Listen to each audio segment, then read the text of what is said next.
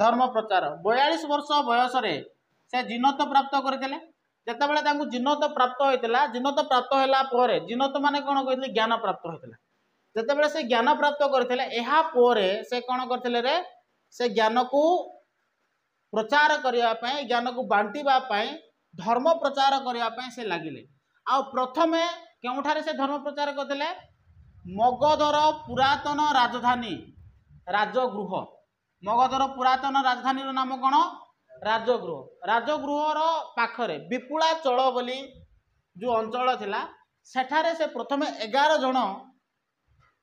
ब्राह्मण को से कौन करते जैन धर्म रे दीक्षित करते ए ब्राह्मण मानकर विरोध रे थिले किए महावीर जैन 11 जन ब्राह्मण को प्रथम से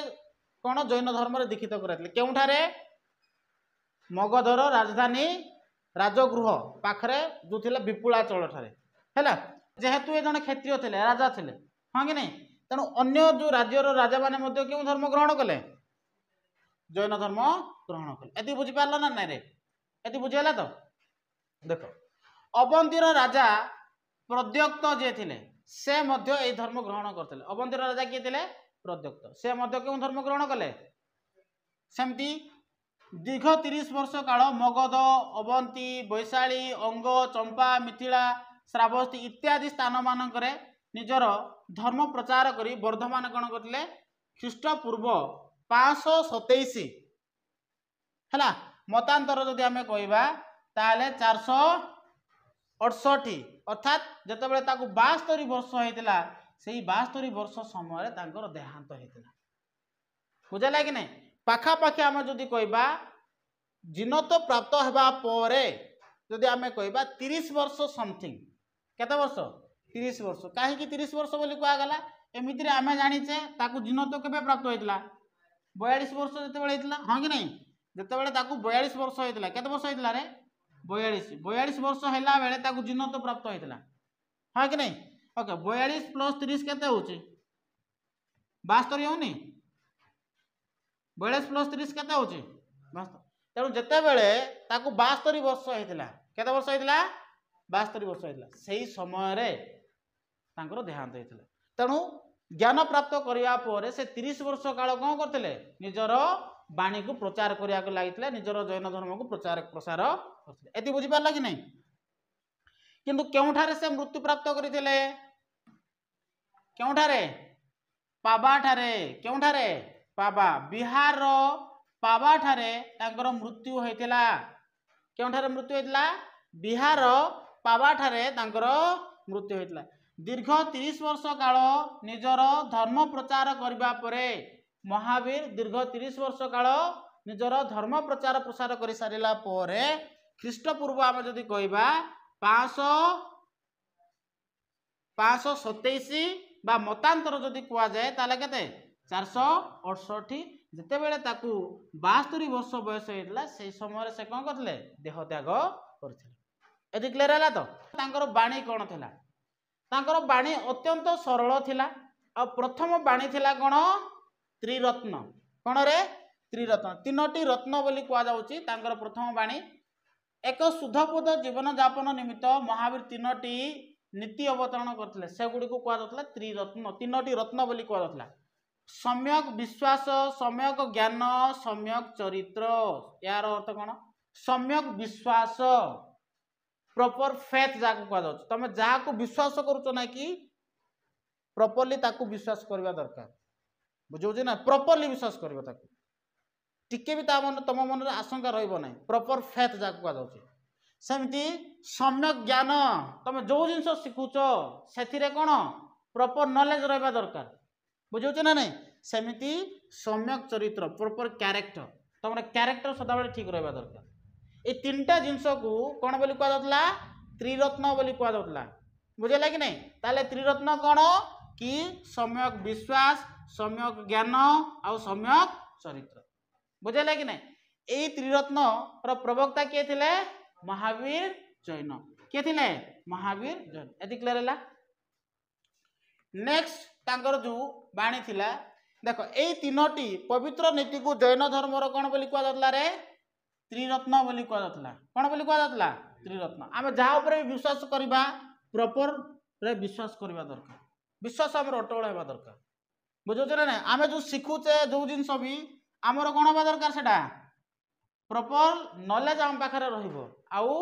हम पाखरे कोन दरकार प्रॉपर फेथ बा हम कोइ परबे सम्यक विश्वास सम्यक ज्ञान आउ सम्यक चरित्र ए तीनोटी जिंस को कोन बोली कहै दतला त्रिरत्न बोली कहै दतला देखो ଏହା ସହିତ ଏଇ ତ୍ରିରତ୍ନକୁ ସେମାନେ ଯୋଉମାନେ ବି ଜୈନ ଧର୍ମର ଲୋକମାନେ ସେମାନେ ତାକୁ ଷ୍ଟ୍ରିକ୍ଟଲି ଫଲୋ କରିବାକୁ ପଡ଼ିବ ବୁଝିଲା କି ନାହିଁ ସେ କହୁଥିଲେ ଏହା ଫଳରେ ସାଂସାରିକ ମାୟା ମୋହ ଭ୍ରମ ଜାଲରେ ମଣିଷ ପଡ଼େ ନାହିଁ ଏ ଯୋଉ ଭଲ ପାଇବା ହେଲା ଭଲ ପାଇବା ଚକ୍କରରେ ଲୋକମାନଙ୍କର ଜୀବନ ବର୍ବାଦ ହେଇଯାଉଛି ଏଟା ହେଉଛି ମୋହମାୟା ରୂପକ ସଂସାର ହଁ କି ନାହିଁ ଆଜି ତୁ ବହୁତ ସୁନ୍ଦର ଦେଖାଯାଉଥିବୁ କିନ୍ତୁ କାଲିକି ତମର ସେଇ ସୌନ୍ଦର୍ଯ୍ୟ ହୁଏତ ନଥାଇପାରେ ତେଣୁ ମୋହମାୟାରେ ପଡ଼ିବାର ନାହିଁ ବୁଝୁଛି ନା ନାଇଁ ତେଣୁ ସେ କହୁଛି ଏଇ ଯୋଉ ସାଂସାରିକ ମାୟା ରୂପକ ସଂସାର ଯୋଉଟା ଅଛି ଏଇ ଯୋଉ ଭ୍ରମଜାଲ ମଣିଷ ପଡ଼ିବ ନାହିଁ ଯଦି କାହାକୁ ସେ ଫଲୋ କରିବ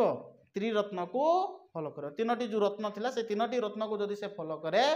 ତାହେଲେ ସାଂସାରିକ ମୋହମାୟାରେ ସେ ପଡ଼ିବ ମଣିଷର ଆତ୍ମାକୁ ସଦ୍ଗତି ମିଳିଥାଏ ଆଉ ମୃତ୍ୟୁ ବନ୍ଧନରୁ ସେ ମୁକ୍ତ ହୁଏ ଆଉ ନିର୍ବାଣ ପ୍ରାପ୍ତି କରେ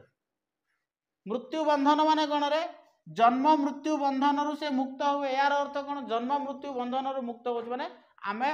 जति थर मरिबा सेति थर जन्म हेबा बुझौछि कि नहीं मु मने कर मरी गली तो मु कोन करबी आ गोटे रूप नै कि जन्म हेबी तो पुणी थर पृथ्वी पृष्ठ रे कष्ट पाइबी बुझौछि ना नहीं किंतु तुम जदि निर्वाण पाउछ कहले तुम पुणी थर पृथ्वी पृष्ठ रे जन्म हेबो नै आ तुमको कष्ट भोगिया पड़ो ना स्वर्ग को जीव कले सेटा खाली सुख ही थो दुख तुम टोटाली फिल कर पारिबो नहीं बुझौछि कि नहीं ए तीनटा जिंस को तुम जदि फॉलो कल ताले कोन मिलिबो तुमको निर्वाण मिलिबो बुझला कि नहीं पंचमहाव्रत कोन रे देखो जीवन को नीतिमय करिया पई महावीर कोन करले पांचटी नीति प्रचलन करथिले बुझला कि रे जीवन को नीतिमय करिवा पई महावीर कोन करथिले पांच गोटी नीति प्रचलन करथिले बा हम कहि परिया पांच गोटी उपदेश से देथिले कोन से उपदेश थिला अहिंसा कोनोसी जीव प्रति आमे कोन करबा नै रे अहिंसा सॉरी हिंसा करबा नै सदा बेले जीव मान को भल पाइबा दरकार भल पाइबा कोनोसी भी जीव होथा ना काहे कि छोट जीव हो बड़ जीव हो बुझौछि ना नै ताके प्रति आमे कोन करबा अहिंसा आम भीतर रहिबा दरकार कुकुर आसला मोर चप्पल छिंडे कि नै गला गोटे हल एका मोर चप्पल थिला रे बहुत राग लागिला मते इच्छा होतला से कुकुर को मु मारी देबी किंतु कुकुर रो स्वभाव सेया थिला कोन करा जीवो हां कि नै आजी होय तो मु ताको मारी देबी कुकुर जानुची कि नै पुणी थरे आसीओ पुणी थरे काटी देबो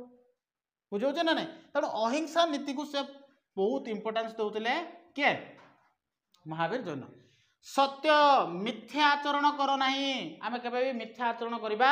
नाही आस्तेय औचर्य जाको कहै पर द्रव्य चोरी कर नाही आमे कोन करछु पर द्रव्य चोरी कर दोछु बेले बेले पर द्रव्य चोरी कर नाही सेमती अपरिग्रह कहले गण रे पार्थिव वस्तु प्रति आसक्त हुआ नाही ए जे पार्थिव वस्तु जति सब जिंस अछि जो जिंस आमे